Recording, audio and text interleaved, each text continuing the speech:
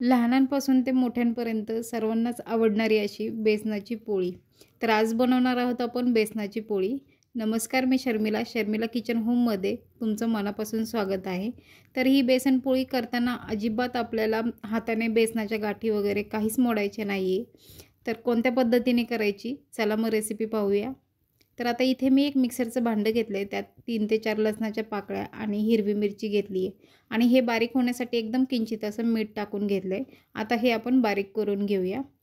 हे आता आपलं जास्त बारीक झालेलं नाही आहे, पण आता त्यामध्ये आपल्याला 2 पळी बेसन टाकून घ्यायचे किंवा 1 वाटी देखील तुम्ही टाकू शकता.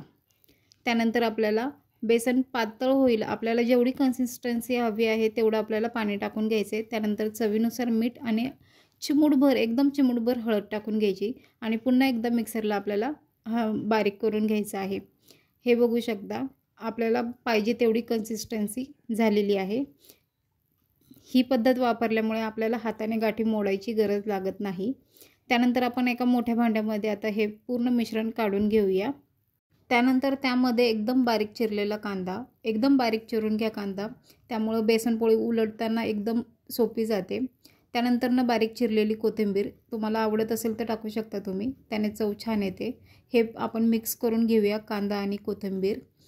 पूर्ण मिक्स झाल्यानंतर आपल्याला त्यामध्ये आता कडकडीत गरम करून घेतलेलं एक मोठी पळी तेल टाकून घ्यायचं आहे.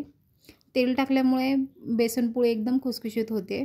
आता हे पूर्ण आपण मिक्स करून घेऊया. हे पूर्ण आता मिक्स झालेलं आहे. त्यानंतर आपण आता तवा तापत ठेवूया. तवा इथे मी तापत ठेवला आहे. लोखंडाचा तवा असल्यामुळे मी तवा गरम व्हायच्या आधीच तेल लावून घेतलेलं आहे. त्यानंतर आपल्याला जेवढी पोळी हवी आहे तेवढं आपण मिश्रण टाकून घेऊया. पोळी मोठी पाहिजे असेल तर जास्त टाकू शकता. मी एकदम लहान आकाराच्या पोळ्या करून घेत आहे आणि या पद्धतीने आपल्याला पोळी पूर्ण गोल आकारामध्ये पसरून घ्यायची आहे. त्यानंतर कडेने आपल्याला तेल टाकून घ्यायचं आहे, कडेने आणि मध्ये.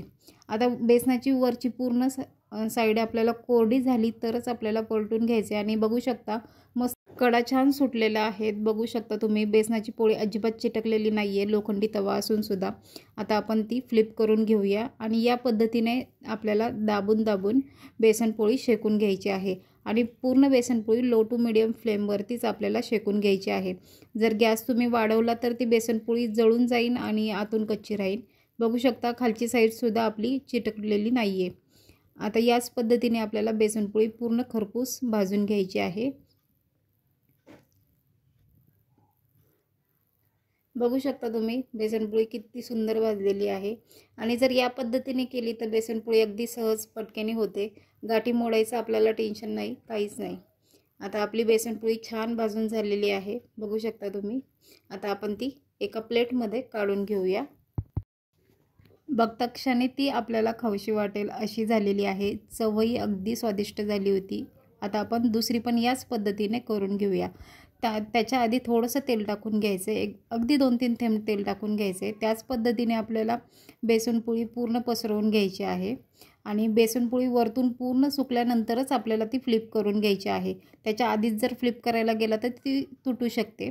बघू शकता बेसनाचं वरचं आवरण पूर्ण कोरडं झालेलं आहे.